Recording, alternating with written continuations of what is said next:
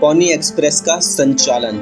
जैसा कि आप फोटो में देख सकते हैं, पहली फोटो में आप देख सकते हैं सेंट जोसेफ मिसौरी में पॉनी एक्सप्रेस अस्तबल, और दूसरी फोटो है कैलिफोर्निया के सैक्रामेंटो में BF Hastings building, pony express का पश्चिमी टर्मिनल। 1860 में पॉनी एक्सप्रेस मार्ग पर लगभग 186 पॉनी एक्सप्रेस स्टेशन लगभग 10 से 15 मील यानी 16 से 24 किलोमीटर की दूरी पर थे। अगर हम मील को समझें तो एक मील में 1.6 किलोमीटर्स होते हैं, यानी 1.5 किलोमीटर के आसपास एक मील होता है। प्रत्येक स्टेशन पर एक्सप्रेस सवार एक ताज़ा घोड़े में बदला जाता था, खाने के लिए कुछ लेता था और अपने साथ केवल मोचिला नामक मैल थैली या बैकअप के लिए स्पेनिश से ले जाता था। नियोक्ताओं ने थैली के महत्व पर जोर दिया।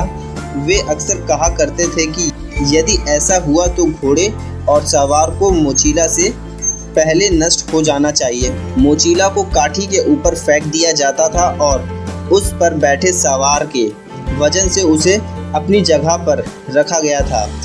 प्रत्येक कोने में एक कैंटीना या जेब थी। इन कैंटीनों में डाक के बंडल रखे जाते थे जिन पर सुरक्षा के लिए ताला लगा दिया गया था। मोचिला घोड़े पर लदी 20 पाउंड 9 किलोग्राम सामग्री के साथ साथ 20 पाउंड किलोग्राम डाक भी रख सकता था। अंततः एक रिवॉल्वर और एक पानी की बोरी को छोड़कर बाकी सब हटा दिया गया, जिससे कि घोड़े की पीठ पर 165 पाउंड लगभग 75 किलोग्राम वजन बचा रह गया। सवार जिनका वजन 125 पाउंड लगभग 57 किलो से अधिक नहीं हो सकता था, लगभग हर 75 से 100 मील यानी 120 से 160 किलोमीटर पर बदलते थे और दिन रात सवारी करते थे। आपातकालीन स्थिति में एक सवार तेजी से आगे बढ़ने वाले घोड़े पर 20 घंटे से अधिक समय तक एक के बाद एक 2 चरणों में सवारी कर सकता था। क्या सवारों ने सर्दियों में सिएरा नेवादा को पार करने की कोशिश की थी, यह अज्ञात है, लेकिन उन्होंने निश्चित रूप से मध्य नेवादा को पार किया। 1860 तक एक telegraph station Carson City Nevada क्षेत्र में था।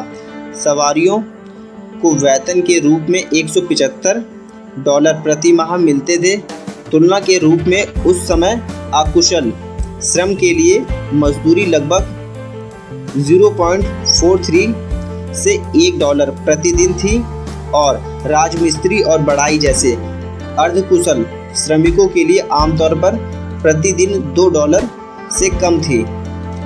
पॉनी एक्सप्रेस के संस्थापकों में से एक अलेक्जेंडर मेजर्स ने इस परियोजना के लिए 400 से अधिक घोड़ों का अधिग्रहण किया था।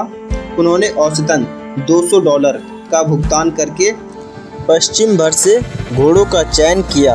इनमें से प्रत्येक की औसत ऊंचाई लगभग 14.2 हाथ लगभग 58 इंच या 147 सेंटीमीटर के आसपास होती थी और 900 पाउंड यानी 410 किलोग्राम।